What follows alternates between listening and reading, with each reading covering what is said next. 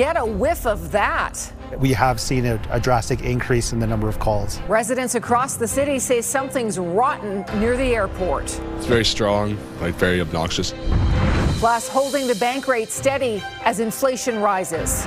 Retailers are already going to be hiking their prices. Calgarians say they're feeling it. I'll probably have to sell one of my cars. And the Calgary Stampede reveals a new master plan. The plan is ambitious and also aspirational. A new live district, a new track, and maybe even a new home field for the Calgary Stampeders. The engineers will have to prove to me it won't work. And of course, it will need to be priced. CTV Calgary, local breaking news with Tara Nelson. Hello, and thank you for joining us. If you thought to yourself at any point today, what is that smell? You aren't alone. All day, people on the east side of Calgary noticed an unpleasant odor wafting through neighborhoods from the far north to the deep south. Many people called emergency services, worried there was a risk. Our Kevin Green tracked down the real source. Fire crews were kept hopping Wednesday morning, responding to calls about gas leaks. Many of those calls came from schools, like this one at St. Hubert in northeast Calgary, as a powerful stench blanketed the area. Kind of propane kind of gas smell, yeah. Is it strong? Yeah, it's in waves, yeah. Yeah, it does smell like a little bit like a gas. Yeah. It does, I don't know where it's coming from. Durian fruit.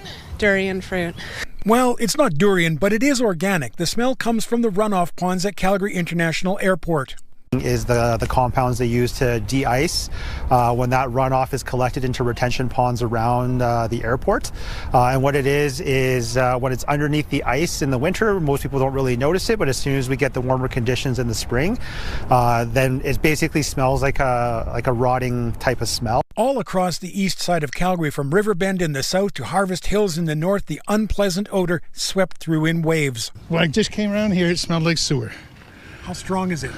Strong enough for me to recognize it. It's very strong, very obnoxious, yeah. This has been a problem for years now, and it's one the airport says it's addressing. In a statement to CTV, it wrote, "We conduct regular air and water sampling. Air quality remains well within safety limits, and the compounds present are not harmful to people, wildlife, or fish. We continue to work towards long-term solutions to be completed in 2027. The fire department agrees the odor of these ponds isn't toxic, but says people shouldn't assume any smell of gas right now is from the airport. They don't want to miss a real problem. So we'll always investigate any one of these kind of complaints and then look into it again to make sure there's no hazards. And Kevin is right beside those runoff ponds tonight. So Kevin, how is it down there? I'm just going to wait a second because you're going to hear a loud noise. We're very close to the airport. The smell isn't that strong right now because the wind is very strong, and from what I've noticed throughout the day, the stench wafts in when there's a light breeze happening. Now, that said, let's talk about the fire department. It says it will respond to every call it gets, but it does admit that being called to so many calls like this really taxes their resources. So it says it's working closely with the airport authority to try and come up with a solution here. Tara? Okay, Kevin, thank you. To breaking news now, Alberta Health has issued a public alert for a measles exposure. Someone with measles was at the Calgary Airport baggage carousel late the afternoon of Tuesday, March 10th, and then got on a cold shot bus at its terminal in the northeast. The bus then made an overnight trip to Red Deer, Edmonton, and Grand Prairie. Anyone who is unvaccinated and was at these locations may be at risk of developing measles and is advised to take precautions. The Bank of Canada held its key interest rate at 2.25% today, but it's warning Canadians of the multitude of downstream effects thanks to the Iran war. Jacqueline Wilson reports. While the war in Iran is happening on the other side of the world, its impacts are being felt at home. Inflation in Canada has been close to the 2% target for more than a year now. But as we've seen, the war in Iran is causing oil prices to move sharply higher, and this will push inflation up in the near term.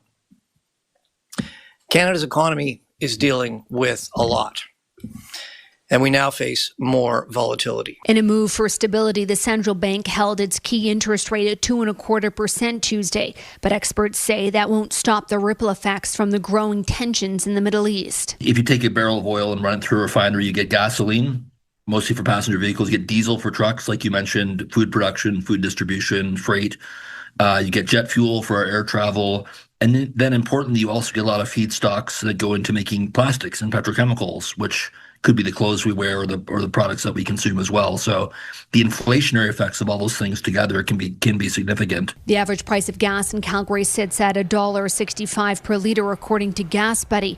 But the pain doesn't stop at the pump. Food costs are also on the rise. If you look at the research, generally on average, 3.5% to 4% of the retail price is transportation for food on average. So an increase in freight costs will matter. We will probably see a point or two of inflation. That transportation cost skyrockets to about 10% for tropical produce.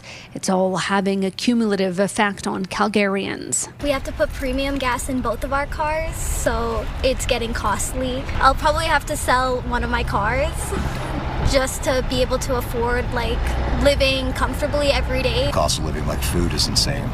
It's absolutely insane. I think we're actually planning to leave. We're not going to stay in Canada. It's just too expensive. Jacqueline joins us now. Jackie, what are some of the longer term impacts? Tara, according to one of the experts I spoke to today, if the crisis in the Middle East continues into the summer, plus you have that high demand for summer gas prices, it isn't out of the realm of possibility for gas to hit $2 a litre in Calgary. In fact, it is already happening in Vancouver. Another long-term thing that could happen is production decisions by farmers, and that's because not only are they dealing with the high cost of diesel and gas, on top of that, there's high prices for fertilizer, and that's because of transportation bottlenecks that are happening due to the closure of the Strait of Hormuz. And ultimately, in the end, it is the consumers that are going to feel the pinch. Back to you. Okay, Jackie, thank you. A bold new vision for Stampede Park was unveiled today, which includes a new live event zone and plans to possibly move the Calgary Stampeders from McMahon Stadium to Stampede Park. Tyson Fedor is live at Stampede Park tonight. So, Tyson, that area could look a lot different in 20 years. Terry, it most certainly could. That's what the Stampede is hoping for after work completed on the BMO Centre expansion, work being done now on the new Scotia Place. This event area is something that the vision will come to life if the Stampede can make this a bustling music, food, and event hub in the future. And if you look behind me at GMC Stadium, that's where the Stampede believes could be the new future home of the Calgary Stampeders.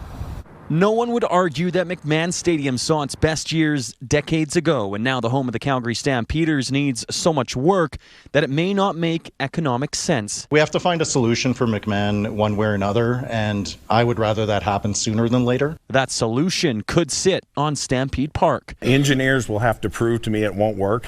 And of course, it will need to be priced. The reality is that we only play there 10 games a year, and so it has to be a stadium that is going to be, in my opinion anyway, city-led. But would the mayor be open to public money for yet another stadium project? I think we need to strike a better balance than what we've seen in previous deals. But, I'm open to public investment if there's a public benefit and a public return on that investment. The Calgary Stampede unveiled a 20-year master plan that includes a new home to the Stampeders and a transformation of Stampede Park as we know it. This is a big step forward in the right direction for the growth of the visitor economy. GMC Stadium, the home of the rodeo and Chucks, could also function as the Stampeders' new home. Where a field comes over the top so that you're preserving the track, you're preserving the rodeo arena, that's the approach that would need to be taken. When Scotia Place opens its doors, the city has 2 years to demolish the Saddle Dome and return that land to the Stampede. That area will become the future home of the Coke Stage, watch parties for Flames games, and a new live event space open year-round. There's no reason Calgary can't be the Nashville of the North, where people are coming here for live entertainment, for great restaurants. A demolition of the Big Four building and its replacement is also in the plans, along with an upgraded agricultural building. But one economist says these plans are grand. It's now about getting them built, which could prove difficult. When I go to a Flames game, a couple times a year, what strikes me, of course, is that it's completely desolate. And it's going to continue to remain so. If you want to create these fake districts that cities seem obsessed with these days, you actually have to have people living there. Tyson Fedor, CTV News, Calgary. The Stampede says so far there have been no costs associated with its master plan and potential replacement projects. Police are searching for a suspect wanted for a shooting in Beddington Heights. Investigators want to hear from anyone who may recognize this Ford truck. On March 10th, a resident along Berkeley Way found bullet holes in their car. However, police believe the shooting happened on March 7th. The truck was captured on surveillance video in the area around 10:20 that night. If you have any information, you are asked to contact police or Crime Stoppers. Police surrounded a home in Bowness last night and asked people to stay away. They were there to arrest a person who was wanted. They took that person into custody without incident.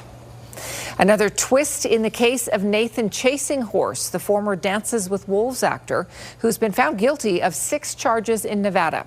Chasing Horse was supposed to be sentenced today, but Las Vegas media report that attorneys filed a motion to throw out the guilty verdicts. In January, a judge found him guilty of 13 child sex abuse charges and acquitted him of 8 others. The defense alleges that witnesses received compensation for their testimony, but the judge called that argument offensive and noted that victims are entitled to payment under a Victims of Crime program. Sentencing is now set for April 1st. Chasing Horse also faces charges in British Columbia and from the Cetina Police Service.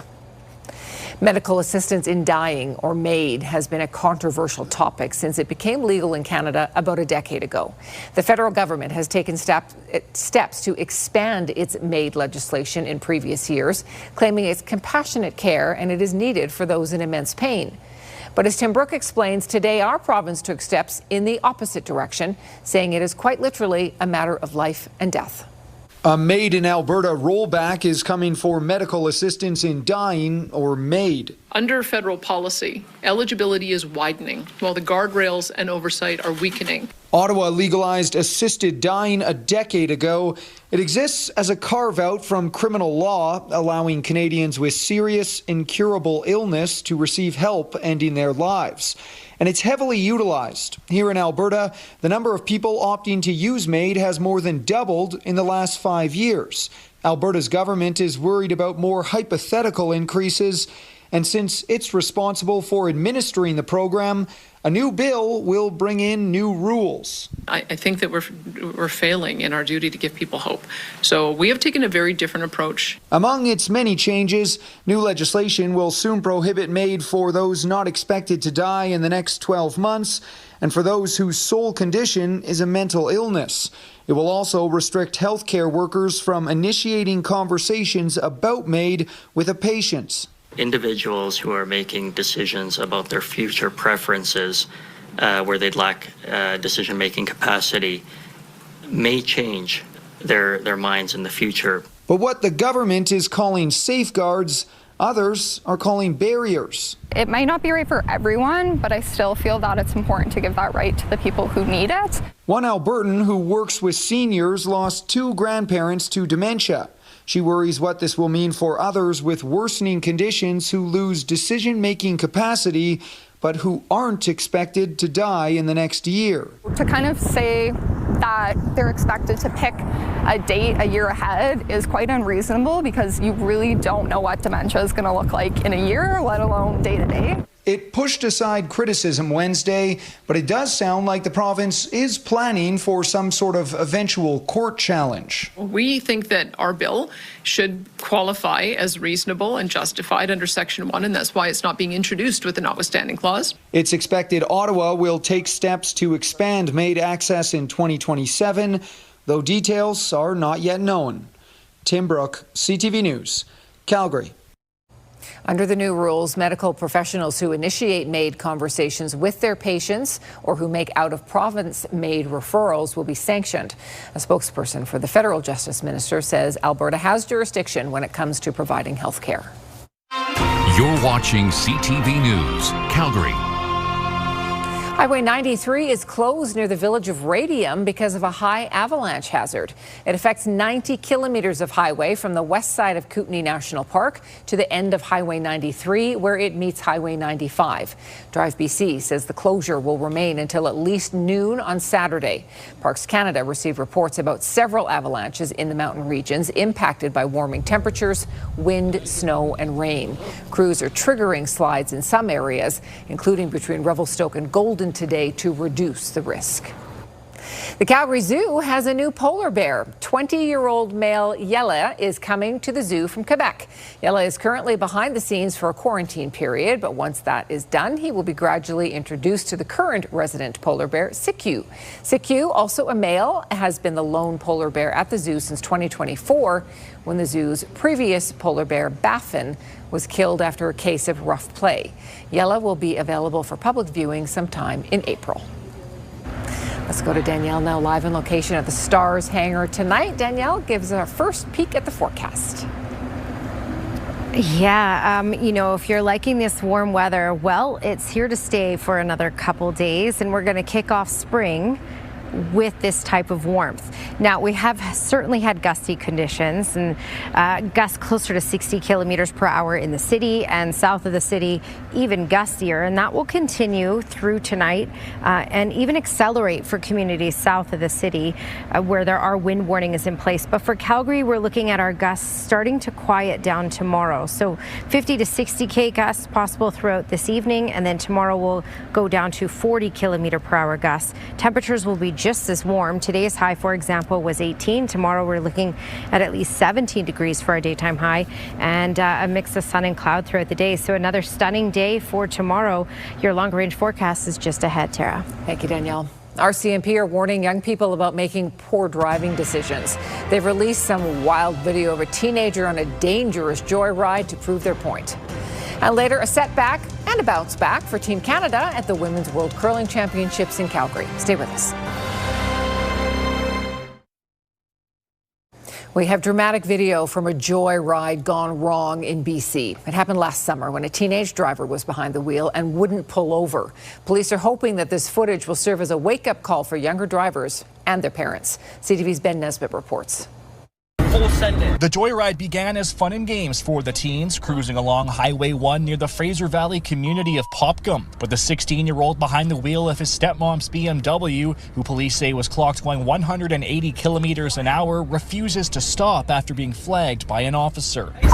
Don't kill us, bro.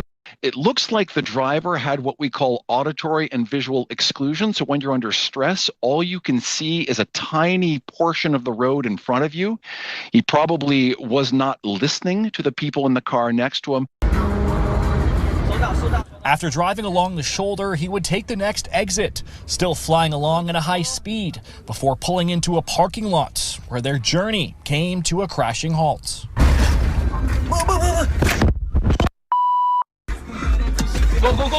Go, let's go! Run where? Fortunately, nobody was hurt after the vehicle crashed into a parked dump truck. The driver was charged with several infractions, including excessive speeding, failing to obey a stop sign, and too many passengers for his license class. Highway Patrol is hoping releasing the footage will serve as a warning for others. Graduated licensing exists for a reason. It's so that people can get accustomed to the complex task that is driving. And we take it for granted, but it's very dangerous when done badly. The teen had his license suspended for a year, while his stepmom was left to pay for the repairs and likely some hefty insurance premiums. Ben Nesbitt, CTV News, Vancouver. Calgary police are searching for a man wanted for attempting to carjack a pair of vehicles in broad daylight. Investigators believe this man yanked open the doors of two vehicles with women inside. The first happened yesterday afternoon along 9th Avenue Southeast. The suspect threatened to kill the woman driving. She fled with the keys. Shortly after, a man forced a woman out of her vehicle along 6th Avenue Southwest. She also took her keys, but the suspect did steal her purse. Anyone who recognizes this man is asked to call police or Crime Stoppers. Calgarians are continuing their water-saving streak while crews work to reinforce the feeder main. Tuesday's water consumption was 496 million litres, 1 million less than Monday, and just below the threshold of 500 million litres. It was the 8th time in 9 days that water use remained in the safe green zone. Construction continues on 9 pipe segments along 16th Avenue near Sarcee Trail and in Point McKay Park. Today, crews are finishing rebar installation on the final pipe segments. This is CTV News, Calgary. Let's go back to Danielle now on location tonight at the Stars hangar. Danielle. Yeah, and I'm here because the deadline to buy your lottery tickets, your Stars lottery tickets, to support Stars is Friday at 11:59 p.m. You can win incredible prizes, 3 dream homes, part of this to win. Also, the 50-50 is at about $4 million. And that all goes to help Stars basically do their thing year round. And why is this service important? Well, let's talk to Jackie Drew. Jackie, thanks for joining us. Thank you. So you were a patient of Stars in the past, a few years ago. Yes. Can you tell us your story. Tell us what happened. I was riding my motorcycle on a gravel road in the Crow's Nest Pass and hit a rock and went spinning sideways and end over end, and my motorcycle landed on me. And it was pretty dark. We luckily had one of those Garmin InReach devices, so we were able to call emergency services because there wouldn't have been any cell phone service or any cars even passing by. That's so scary. So Stars was able to fly right in and get me to a hospital in about 20 minutes, which would have been impossible. It would have been hours in an ambulance, and certainly wouldn't have been possible at all on a motorcycle because I had so many broken ribs and my shoulder was all separate and I was completely unconscious. So at the time, I didn't know, and certainly my husband, who was riding on the motorcycle in front of me, he didn't know what my injuries were. So yeah. So it's pretty incredible that they were able to get in there because you're on a back forestry road kind of thing. So I'm happy you're here to be able to tell this story, and there are thousands of other people that are here to tell this story. So this is such an incredible thing that Stars does for our community. So again, if you want to support Stars, a really good way to do it is buying these lottery tickets, and the deadline is 11:59 on Friday night. Okay, let's get into the weather because that's a good news story for you as well. 15 degrees in Lethbridge, 17 in Medicine Hat and Brooks, 16 in Calgary. The high today in Calgary, 18 degrees. Yes, it came with a bit of wind, but I'm sure a lot of people can handle the wind to get this type of warmth. Mid-spring type temperatures, my goodness. So Pincher Creek, 81 kilometers per hour. That's the max so far, closer to 70 in Lethbridge and closer to 60 in Calgary, around that in Medicine Hat as well, 50 in Brooks. We're looking at the winds subsiding a lot for tomorrow, except for the southwest corner. So Pincher Creek, Crow's Nest Pass, over to Fort Macleod. These areas, 100 kilometer per hour gusts possible through tonight and tomorrow as well. In Calgary, our winds are going to die down to about 40 kilometers per hour for tomorrow. You can see all that moisture and cloud cover way up in central Alberta. That's because we have a ridge of high pressure that is pushing that way up to the north and up and around us, and that will be the story for the next couple of days to give us a mix of sun and cloud, and we're going to continue with this warmth. This is your Action Furnace 5-day forecast. 17 degrees for tomorrow, and then the first day of spring on Friday, 17 degrees. And then we have a cold front that will swipe through on Saturday. That will drop our temperatures for the weekend and give us some light mixed precipitation on Saturday. Tara? Thank you, Danielle.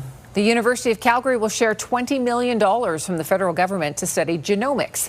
The cash will help accelerate genomic technology in health, agri-food, natural resources, and manufacturing. It's hoped it will attract private investment to help bring new products to market. Specific projects range from making canola crops more drought-resistant to developing new treatments for cancer. The government says the sky's the limit when scientists are funded and they can collaborate. These things are increasingly interrelated. So critical mineral exploitation assisted by AI, assisted by geochemistry, assisted by genomics. So I think we're in a very exciting space where the rollout of the strategy will hopefully be informed by what we're hearing from scientists and innovators on the ground. Across Canada, there will be 33 new research and development projects. The future of Banff National Park was a hot topic at a major forum today. Overcrowding and lost revenue were most discussed. Also ahead, a Calgary charity has a big impact on new moms and babies in need.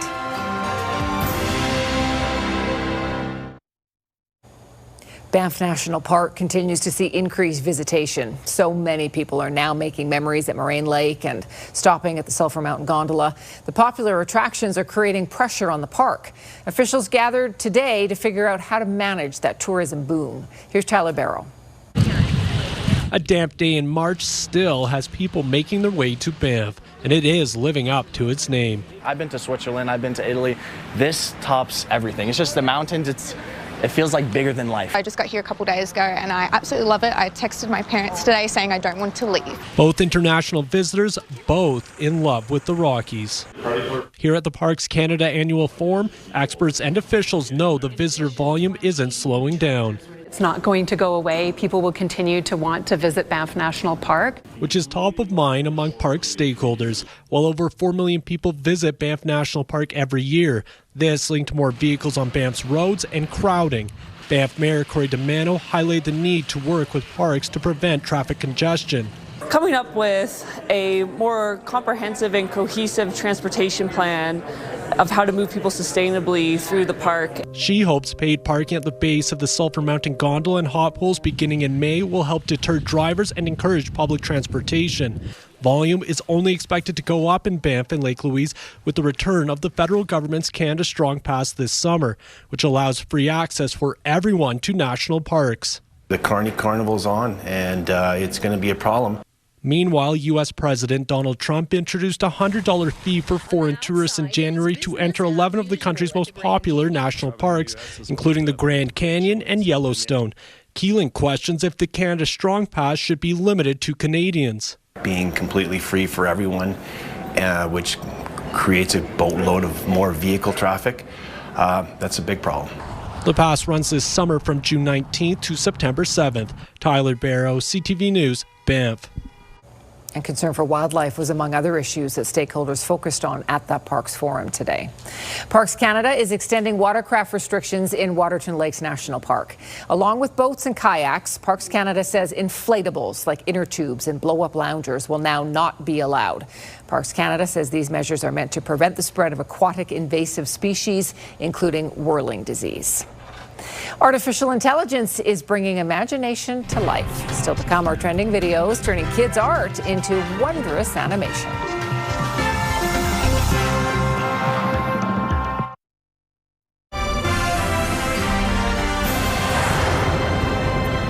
New moms can face many challenges, and it's even more difficult if they are struggling financially. Mamas for Mamas is a charity that provides essentials for mothers and their babies. It got its start on Facebook, and it now operates out of a facility in the Northeast. Kevin Fleming has more. She's big for her age, and at 3 years old, Amanda likes to read. This is where toys donated to Mamas for Mamas end up. As a single mom, Nicole Wobo brought baby Amanda here for supplies and support. I came into Mamas. It was just a wonderful experience. I got what I wanted, like diapers, wipes, formula, because at the time, Amanda was, I believe 16 months, so she needed all that. The charity provides all kinds of baby items and clothing for infants to adults. Most of these families are low-income individuals. They are facing poverty, whether it's situational or economical. It could be emotional even. Anita Chowdhury says the idea started on Facebook with moms sharing baby essentials. Now the organization helps 200 Calgary families a month. I would say 95% of our clientele are expectant mothers, and it's a really challenging time because they don't have the baby equipment, they don't have the items they need to ensure that they are prepared for the baby's arrival. Simran Panesar is a volunteer getting everything together for an expectant mom, from formula and baby clothes to personal hygiene products. It's helpful when we are compiling what we call a new mama kit, and 1 month before birth typically we give out this kit, and it just contains some stuff to help new moms during this stressful time. There is always a need here for diapers, for newborns up to size 6. In the next room, Danielle Lysick is sorting through clothing donations. Looking through if there's, any stains or anything that, we can't put out, but also then we're able to sort sizes and make sure that we have enough clothes stocked up for toddlers, babies, young kids, teens, women, men. The charity has some corporate sponsorship to pay for rent, but is 100% community driven for the baby items it provides for new moms.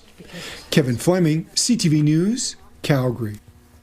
Staff and volunteers find that many moms who've benefited will then pay it forward by donating items that they no longer need for their child. We've posted more information about the charity on our website. All right, well, spring break is just around the corner, and with many people traveling, we thought you might like to see where your luggage goes after you check in.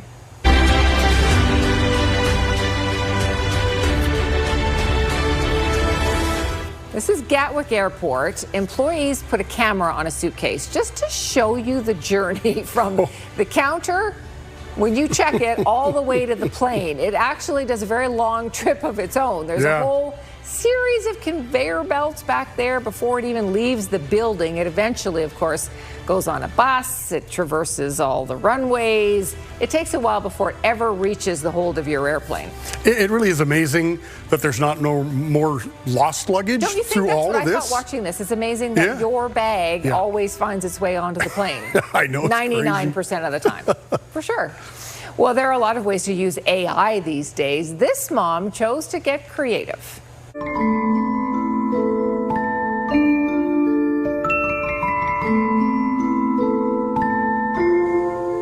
Well, this is kind of cool. Her name's Tatiana. She brought her toddler's drawings to life using artificial intelligence. So her little one made these very cute drawings, and then she turned them into cartoon characters, just like her daughter imagined them. You know what's so peaceful, too? It is. Music in the background. You'd be delighted if you were a kid and then you could see your drawings Could come you to life. imagine Like, that? Yeah. Wow. That's very cute. Well, this father has pretty high hopes for his baby. He is ready for when she becomes famous.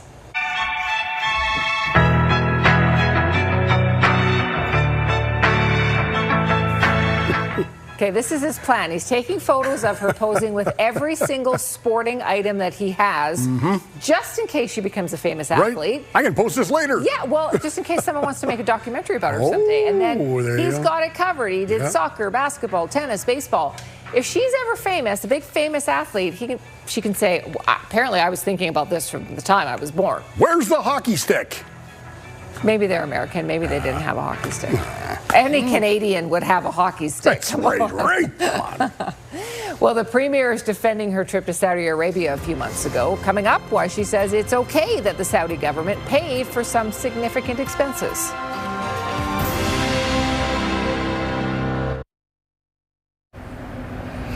All right, I'm here at the Stars hangar. The chopper behind me. The deadline to buy the lottery tickets is 11:59 on Friday night. Okay, all right, let's talk about this weather because I'm sure you're enjoying it. I know there's a lot of wind. It's a little hard when the wind is as excessive it is, especially in the far southwest corner of the province. But for Calgary, 60 kilometers per hour, we can deal with that. That's what we had today, and it will start to wind down to 40 kilometers per hour tomorrow.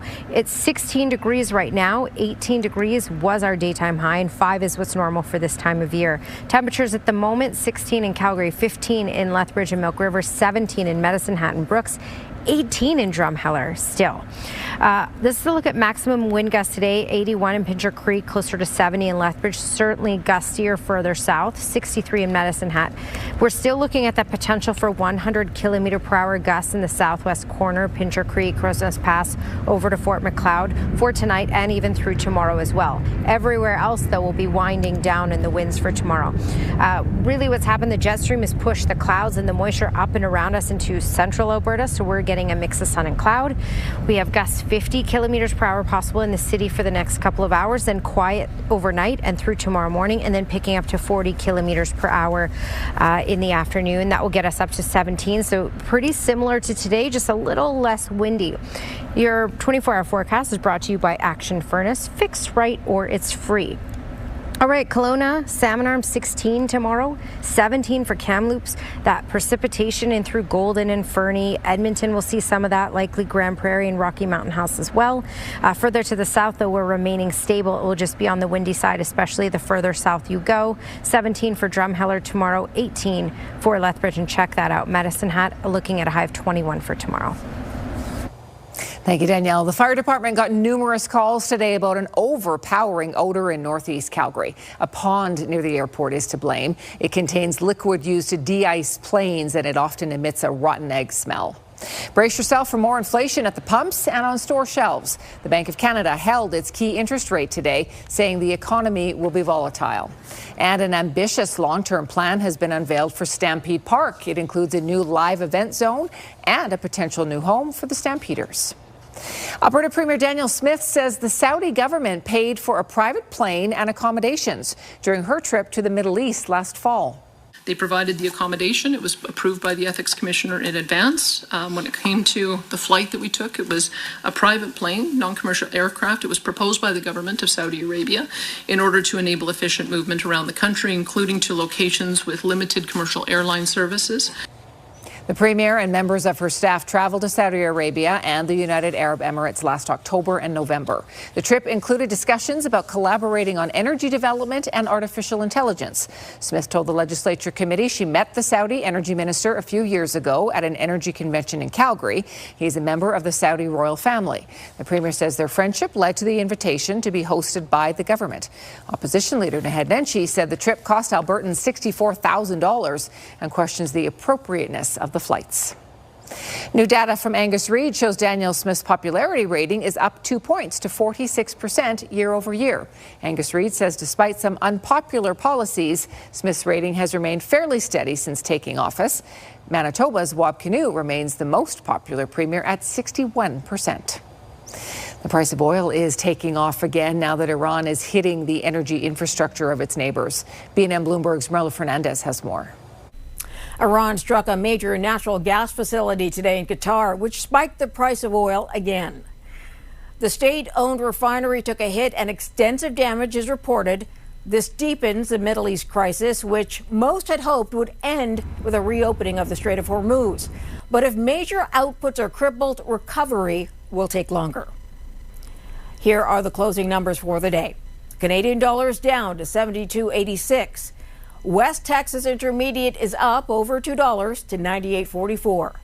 Western Canadian Select is up to 77.85, and the TSX lost over 600 points today. Those are your business headlines. I'm Marla Fernandez. A local company is expanding with 3 new Nordic spa destinations in Alberta and BC. Base Camp Resorts plans to build a spa connected to its hotel in Banff, a spa and hotel in Fernie, BC, and a lakeside spa in Harmony, just west of Calgary. The 138,000 square foot facility in Harmony is expected to be one of the largest in North America. The spas will be under Base Camp's Everwild brand, which opened in Canmore in November.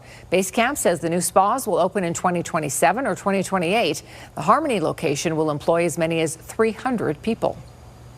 The Mount Royal University Cougars got another shot at a title. They open the national championships tomorrow in Halifax, and Glenn has a preview for us next.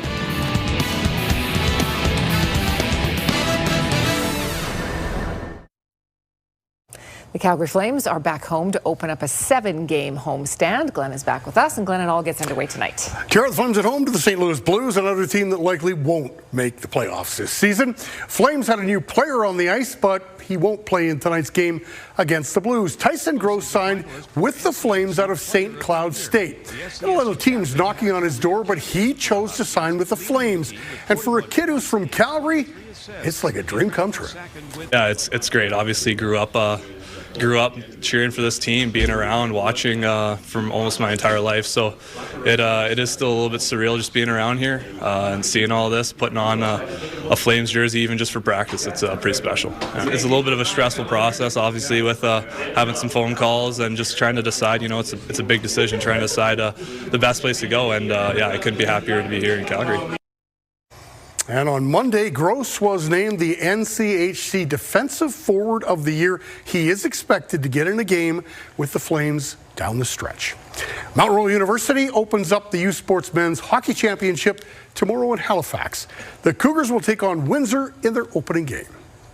The Saskatchewan Huskies are your Canada West champions, going back-to-back. Losing the Canada West Championship to Saskatchewan 2 years in a row was a tough pill to swallow for the Mount Royal Cougars. They hosted this year and really wanted that Canada West banner. I mean, it's never really an easy way to get over losing in the championship, but the thing that our group is focused on is just that we had another 2 weeks together. Had last week to get better and to recover from the loss, get over it as a group, and then just started preparing for the national championship. That's the good news for the Cougars. They'll get to play for another title.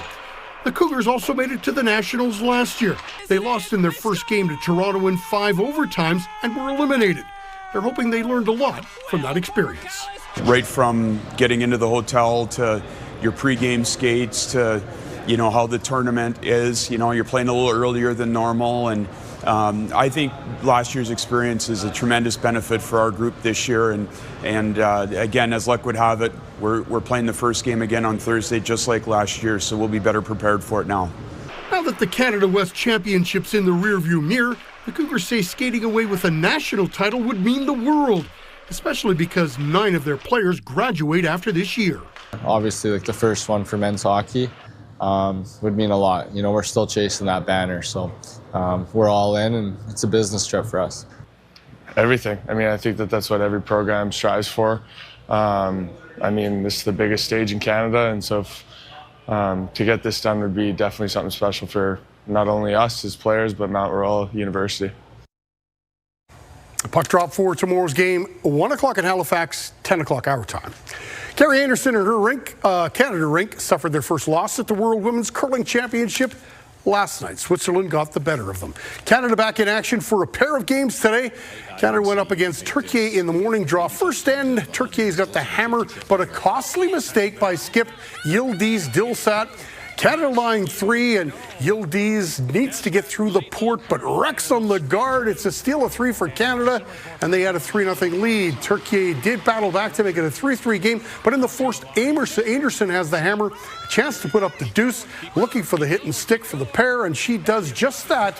Canada goes back in front. It's 5-3. Sixth end now, after another steal of 2 in the fifth. Canada, a chance to put this one away. Dilsat has the draw for 1, but she is heavy. Another steal of 2 for Canada. 9-3 at that point. Turkey, they'd had enough. They shake hands. Canada improves to 6-1. Back in action tonight against Scotland. Good luck to them. Let's go back out to Danielle one more time on location at the Stars Hangar for our final peek at the forecast. All right, so how are you guys feeling? You liking the weather so far? It's pretty good. Yeah. I would think you like it. All right, so the wind will slowly die down in the city. So we'll go from our close to 60 kilometer per hour gusts that we had today to 40 for tomorrow. So more reasonable for sure, but we'll hold on to the warmth. This is that coasting part where it won't be as gusty, but will still be warm. 17 degrees at least for tomorrow is our high. And the same thing to kick off spring, which officially starts on Friday. And then things totally change for the weekend. 2 degrees on Saturday, 6 on Sunday. And that cold front on the weekend will likely bring in a little bit of light mixed precipitation on Saturday. All right, weather window brought to you by Lux Windows and Doors, crafting quality windows and doors for your style budget in Alberta's climate. And Vivian Volman sent this one in, which really tells the tale of the beautiful weather and all the melting going on that will continue to happen as we go through these next few days for sure. Beautiful colors there. Thanks for your company tonight. Have a terrific evening. We'll see you again tomorrow.